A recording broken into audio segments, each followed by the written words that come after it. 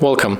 If you want to change the display refresh rate in your Samsung Galaxy S21 Ultra, at first you have to go for the settings, then tap on the display. Next we have to go for the motion smoothness, and as you can see, here you get also the example how it looks when we are going to change it. So when we go for the standard, we are going to get a longer battery life within a 60 Hz screen refresh rate, and when we are going to the adaptive, we get smoother animation and the scrolling bar automatically adjusting our screen and refresh rate up to 120 Hz.